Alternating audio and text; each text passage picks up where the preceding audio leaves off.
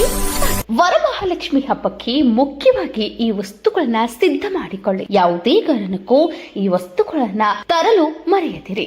ಇನ್ನು ಕಳಶದಲ್ಲಿ ಯಾವ ಯಾವ ವಸ್ತುಗಳನ್ನ ಹಾಕಬೇಕು ಎನ್ನುವ ಸಂಪೂರ್ಣ ವಿವರವನ್ನ ಈ ಒಂದು ವಿಡಿಯೋದಲ್ಲಿ ಹೇಳ್ತೀವಿ. ವಿಡಿಯೋವನ್ನ ಕೊನೆವರೆಗೂ ನೋಡಿ ಮತ್ತು ಈ ವಿಡಿಯೋ ನಿಮಗೆ ತುಂಬಾ ಉಪಯುಕ್ತವಾಗಿರುತ್ತದೆ. ಹೌದು, ಮೊದಲನೆಯದಾಗಿ ವರಮಹಾಲಕ್ಷ್ಮಿ ಹಬ್ಬವನ್ನ ಆಚರಣೆ ಮಾಡಲು ಮುಖ್ಯವಾಗಿ ಬೇಕಾಗಿರುವಂತಹ ವಸ್ತುವೆಂದರೆ ಅದು ತಾಯಿ ಮಹಾಲಕ್ಷ್ಮಿ ಚಿತ್ರಪಟ, ಅಂದರೆ ಫೋಟೋ. ನಿಮ್ಮ ಹತ್ತಿರ ಇಲ್ಲದಿದ್ದರೆ ಹೊಸದಾಗಿ ಪೂಜೆಯ ವೃತ್ತವನ್ನ ಆಚರಿಸುತ್ತಿದ್ದರೆ ಅಂತಹವರು ಅಮ್ಮನವರ ಫೋಟೋ ತರುವಾಗ ಎಚ್ಚರ ವಹಿಸಬೇಕು. ಏಕೆಂದ್ರೆ ತಾಯಿ ಮಹಾಲಕ್ಷ್ಮಿ ಪದ್ಮಾಸನದಲ್ಲಿ ಕುಳಿತಿರುವಂತಹ ಫೋಟೋವನ್ನೇ ತರಬೇಕು. ಅದರ ಜೊತೆಗೆ ತಾಯಿ ಮಹಾಲಕ್ಷ್ಮಿ ಕುಳಿತಂತಹ ಫೋಟೋದ ಅಕ್ಕಪಕ್ಕದಲ್ಲಿ ಕೊಂಬದಲ್ಲಿ ಆನೆಗಳು ನೀರನ್ನು ಸುರಿಯುತ್ತಿರುವಂತಹ ಒಂದು ಚಿತ್ರ ಇದ್ದರೆ ತುಂಬಾ ಶ್ರೇಷ್ಠವಾಗಿರುತ್ತದೆ. ಯಾವುದೇ ಕಾರಣಕ್ಕೂ ನೀವು ನಿಂತಹ ತಾಯಿ ಮಹಾಲಕ್ಷ್ಮಿ ನಿಂತಿರುವಂತಹ ಫೋಟೋವನ್ನ ತರುವಂತಹ ತಪ್ಪು ಮಾಡುತ್ತೀರಿ. ಇನ್ನು ಅಭಿಷೇಕ ಮಾಡಿ ಪೂಜೆ ಮಾಡುತ್ತೀವಿ ಎನ್ನುವವರು ವಿಗ್ರಹದ ಲಕ್ಷ್ಮಿಯನ್ನ ತರಬಹುದು. ಮನೆಯಲ್ಲಿದ್ದರೆ ಅದಕ್ಕೆ ಅಭಿಷೇಕ ಮಾಡಿ ನೀವು ಪೂಜೆಯನ್ನ ಮಾಡಬಹುದು. ಅಥವಾ ಹೊಸದಾಗಿ ತರುತ್ತೀವಿ ಎನ್ನುವವರು ತಾಯಿ ಮಹಾಲಕ್ಷ್ಮಿಯ ಬೆಳ್ಳಿಯ ವಿಗ್ರಹವನ್ನ ತರಬಹುದು. ಆದರೆ ಅದು ಅಂಗುಷ್ಟ ಪ್ರಮಾಣದಲ್ಲಿ ಇರಬೇಕು. ಅಂಗುಷ್ಟ ಪ್ರಮಾಣ ಎಂದರೆ ಹೆಬ್ಬರಳಿನ ಸೈಜ್, ಹೆಬ್ಬರಳಿನ ಗಾತ್ರದಷ್ಟಿರಬೇಕು ಅಥವಾ ಅದಕ್ಕಿಂತಲೂ ಕಡಿಮೆ ಇರಬೇಕು. ನೀವು ಯಾವುದೇ ಕಾರಣಕ್ಕೂ ತಾಯಿ ವರಮಹಾಲಕ್ಷ್ಮಿ ಹಬ್ಬಕ್ಕೆ ಹೆಬ್ಬೆರಳಿನಕ್ಕಿಂತ ಹೆಚ್ಚಿಗೆ ತರಕೋಬೇಡಿ. ಇನ್ನು ನಮಗೆ ಬೆಳ್ಳಿಯ ವಿಗ್ರಹ ತೆಗೆದುಕೊಳ್ಳಲು ಶಕ್ತಿ ಇಲ್ಲ ಎನ್ನುವವರು ಹಿತ್ತಾಳೆ ಇರಬಹುದು, ಪಂಚಲೋಹದ ಅಥವಾ ತಾಮ್ರದ್ದಾದರೂ ಸರಿ ಮಹಾಲಕ್ಷ್ಮಿಯ ವಿಗ್ರಹವನ್ನ ತರಬಹುದು. ನೀವು ತಂದು ಪೂಜೆಯನ್ನ ಮಾಡಬಹುದು. ಇನ್ನು ಎರಡನೆಯದಾಗಿ ಬೇಕಾಗಿರುವ ಮುಖ್ಯ ವಸ್ತುವೆಂದರೆ ಅದು ಕಳಶ. ಕಳಶ ಬೆಳ್ಳಿಯದ್ದಾಗಿರಬಹುದು, ತಾಮ್ರದ್ದಾಗಿರಬಹುದು, ಹಿತ್ತಾಳೆಯದ್ದಾಗಿರಬಹುದು. ಯಾವುದೇ ಕಾರಣಕ್ಕೂ ನೀವು ಸ್ಟೀಲಿನ ಒಂದು ಕಳಶವನ್ನ ನೀವು ಮಹಾಲಕ್ಷ್ಮಿ ಪೂಜೆಗೆ ಬಳಸಬಾರದು. ಮತ್ತೊಂದು ಪ್ರಮುಖವಾದ ವಸ್ತುವೆಂದರೆ ಅದು ಟೇಬಲ್, ಅಂದರೆ ತಾಯಿ ಮಹಾಲಕ್ಷ್ಮಿಯನ್ನ ಕೂರಿಸುವಂತಹ ಪರಿಶುದ್ಧವಾದಂತಹ ಒಂದು ಟೇಬಲ್ ಆಗಿರಬೇಕು. ನೀವು ಅದನ್ನ ಮುಂಚೆ ಯೂಸ್ ಮಾಡಿಕೊಂಡಿದ್ರೆ ಅದಕ್ಕೆ ಗೋಮೂತ್ರದಲ್ಲಿ ಒಂದು ಚಿಟಿಕೆ ಅರಿಶಿನವನ್ನ ಹಾಕಿ ಸ್ವಚ್ಛಗೊಳಿಸಿ ಶುಭ್ರ ಮಾಡಿ ನೀವು ಆ ಟೇಬಲ್ ಅನ್ನ ಇಟ್ಕೊಳ್ಬೇಕಾಗುತ್ತೆ. ತಾಯಿಯನ್ನ ಕೂರಿಸುವಂತಹ ಸ್ಥಳವನ್ನ ನೀವು ಗೋಮೂತ್ರದಲ್ಲಿ ಅರಿಶಿನವನ್ನ ಬೆರೆಸಿ ಸ್ಥಳವನ್ನ ಶುದ್ಧಿ ಮಾಡ್ಕೊಳ್ಬೇಕು. ಅದರ ಮೇಲೆ ಹಾಕಲು ಪರಿಶುದ್ಧವಾದಂತಹ ಒಂದು ಬಟ್ಟೆಯನ್ನ, ನೀವು ಶುದ್ಧವಾದಂತಹ ಬಟ್ಟೆಯನ್ನ ಇಟ್ಕೊಳ್ಬೇಕು. ಅಂದರೆ ನೀವು ಟೇಬಲ್ ಮೇಲೆ ಒಂದು ಮನೆಯನ್ನ ಹಾಸಬೇಕು. ಮನೆಯ ಮೇಲೆ ಒಂದು ಶುಭ್ರವಾದ ಸ್ವಚ್ಛವಾದ ಬಟ್ಟೆಯನ್ನ ಹಾಕಬೇಕು. ನಂತರ ಆ ಬಟ್ಟೆಯ ಮೇಲೆ ಶುದ್ಧ ಹಾಗೂ ಸ್ವಚ್ಛವಾದಂತಹ ಬಾಳೆ ಎಲೆಯನ್ನ ನೀವು ರೆಡಿ ಮಾಡ್ಕೊಳ್ಬೇಕು.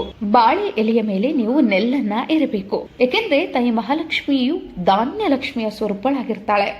ಅದರ ಜೊತೆಗೆ ಬಾಳೆ ಪಿಲ್ಲೆಗಳು, ಕಪ್ಪು ಪಿಲ್ಲೆಗಳು, ಮಾವಿನ ಎಲೆಗಳು ಇದೆಲ್ಲವನ್ನ ಅತಿ ಮುಖ್ಯವಾಗಿ ನೀವು ಸಿದ್ಧಪಡಿಸಿಕೊಳ್ಬೇಕು.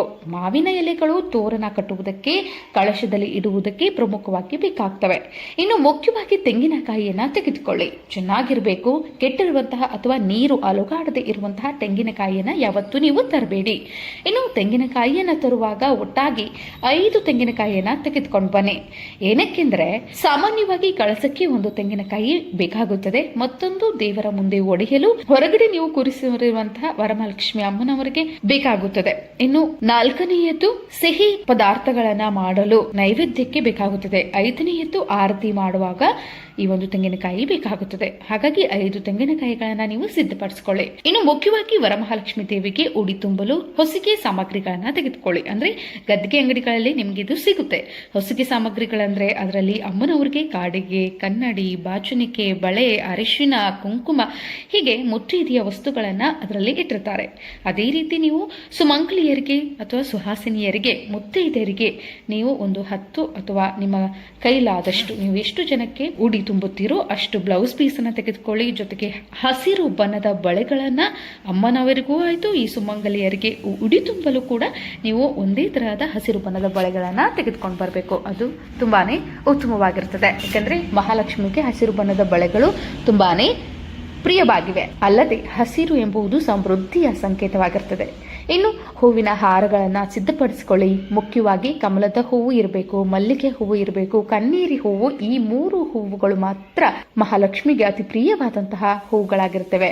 ನೀವು ಅದರ ಜೊತೆಗೆ ಬೇರೆ ಯಾವುದಾದ್ರೂ ಹೂವನ್ನು ತೆಗೆದುಕೊಂಡ್ರು ಪರವಾಗಿಲ್ಲ. ಯಾವ ಹೂವು ಇಲ್ಲದಿದ್ದರೂ ಕಮಲದ ಹೂವು ಮಾತ್ರ ನೀವು ಎಲ್ಲಿಯಾದರೂ ಹುಡುಕಿಕೊಂಡು ಆ ದಿನ ವರಮಹಾಲಕ್ಷ್ಮಿ ಹಬ್ಬಕ್ಕೆ ತಂದು ಇಟ್ಕೊಳ್ಳಿ. ಇನ್ನು ಅರಿಶಿನ, ಕುಂಕುಮ, ಶ್ರೀಗಂಧ, ಪಚ್ಚೆ ಕರ್ಪೂರ, ಅಗರಬತ್ತಿ, ಬೆಂಕಿ ಪೊಟ್ನ, ಬತ್ತಿಗಳು, ತುಪ್ಪ, ಗೆಜ್ಜೆ ವಸ್ತ್ರ ಇವೆಲ್ಲವನ್ನ ನೀವು ಸಿದ್ಧಪಡಿಸ್ಕೊಳ್ಳಿ. ಇನ್ನು ಅಭಿಷೇಕದ ಸಾಮಗ್ರಿಗಳನ್ನ ನಾವು ಇಲ್ಲಿ ಹೇಳುವುದಾದ್ರೆ ಹಾಲು, ಮೊಸರು, ಜೇನುತುಪ್ಪ, ತುಪ್ಪ, ಬಾಳೆಹಣ್ಣು, ಸಕ್ಕರೆ ಇವೆಲ್ಲವನ್ನು ಕೂಡ ತಂದಿಟ್ಕೊಂಡು ಸಿದ್ಧಪಡಿಸ್ಕೊಳ್ಳಿ. ಅದೇ ರೀತಿ ಡ್ರೈ ಫ್ರೂಟ್ಸ್ ರೆಡಿ ಮಾಡ್ಕೊಳ್ಳಿ. ಆಚಮನ ಮಾಡಿಕೊಳ್ಳುವುದಕ್ಕೆ ಒಂದು ಉದಾಹರಣೆ ಪಾತ್ರೆ ತಗೊಳ್ಳಿ, ಪಂಚಪಾತ್ರೆ ತಗೊಳ್ಳಿ, ಗಂಟೆ, ಅಮ್ಮನವರ ಹತ್ರ ಇಡಲು ಸ್ವಲ್ಪ ದುಡ್ಡು, ಮುಖವಾಡ ಬೆಳ್ಳಿಯದ್ದಾಗಿರಬಹುದು ಅಥವಾ ಬೆಳ್ಳಿಯದಿಲ್ಲದಿದ್ದರೆ ಮಣ್ಣಿನದ್ದು ಯೂಸ್ ಮಾಡ್ಕೊಳ್ಳಿ. ಅದು ಇಲ್ಲದಿದ್ದರೆ ತೆಂಗಿನಕಾಯಿಗೆ ಅರಿಶಿನವನ್ನ ಲೇಪಿಸಿ ಕುಂಕುಮದ ಒಂದು ತಿಲಕವನ್ನ ಇಡಿ, ಅದು ಕೂಡ ಸರ್ವಶ್ರೇಷ್ಠ ಅಲಂಕಾರ ಅಮ್ಮನವರಿಗೆ ಇರ್ತದೆ. ಇನ್ನು ತಾಯಿ ಮಹಾಲಕ್ಷ್ಮಿಗೆ ಹಣ್ಣುಗಳು 9 ತರಹದ ಹಣ್ಣುಗಳನ್ನ ತಂದ್ರೆ ಅದು ತುಂಬಾನೇ ಉತ್ತಮವಾಗಿರ್ತದೆ. ಅಷ್ಟು ತರಲು ನಮ್ಮ ಕೈಯಲ್ಲಿ ಶಕ್ತಿ ಇಲ್ಲ, ಸಾಧ್ಯವಾಗುವುದಿಲ್ಲ ಎನ್ನುವವರು 5 ತರಹದ ಹಣ್ಣುಗಳನ್ನ ತರಬಹುದು. ಸೀಬೆ ಹಣ್ಣು ತರಬಹುದು, ಮೋಸಂಬಿ ಹಣ್ಣು, ದಾಳಿಂಬೆ, ಪೇರು, ಹೀಗೆ ನಿಮಗೆ ಇಷ್ಟ ಅನುಸಾರ 5 ತರಹದ ಹಣ್ಣುಗಳನ್ನ ತಂದು ನೀವು ನೈವೇದ್ಯಕ್ಕೆ ಇಡಬಹುದು. ಇನ್ನು ತಾಯಿ ಮಹಾಲಕ್ಷ್ಮಿಗೆ ನೈವೇದ್ಯಗಳನ್ನ 9 ತರಹದ ನೈವೇದ್ಯಗಳನ್ನ ನೀವು ಮಾಡಬಹುದು. ಇಲ್ಲ ಸ್ವಾಮಿ ನಮಗೆ ಅಷ್ಟು ಮಾಡಲು ಸಾಧ್ಯವಿಲ್ಲ ಅಂದರೆ 5 ತರಹದ ನೈವೇದ್ಯಗಳನ್ನಾದ್ರೂ ಮಾಡಬಹುದು. ಪಾಯಸ, ಹೋಳಿಗೆ, ಪುಳಿಯೋಗರೆ, ಮೊಸರನ್ನ, ಪಾನಕ ಮತ್ತು ಹೆಸರು ಬೇಳೆಯನ್ನ ನೀವು ಮಾತ್ರ ಮಾಡುವುದು ಮರಿಬೇಡಿ. ಪಾನಕ, ಹೆಸರು ಬೇಳೆ ಅಮ್ಮನವರಿಗೆ ತುಂಬಾನೇ ಪ್ರಿಯವಾದ ನೈವೇದ್ಯವಾಗಿರ್ತದೆ. ಇನ್ನು ಪ್ರತಿಯೊಂದು ನೈವೇದ್ಯದಲ್ಲಿಯೂ ತುಳಸಿ ದಳವನ್ನ ಇಡುವುದು ಮರಿಬೇಡಿ. ತದನಂತರ ಅಮ್ಮನವರ ಕಳಶ ಸ್ಥಾಪನೆ ಹೇಗೆ ಮಾಡಬೇಕು ಅನ್ನುವುದನ್ನ ಹೇಳ್ತೀವಿ. ವಿಡಿಯೋವನ್ನ ಸಂಪೂರ್ಣವಾಗಿ ಗಮನವಿಟ್ಟು ಕೇಳಿ.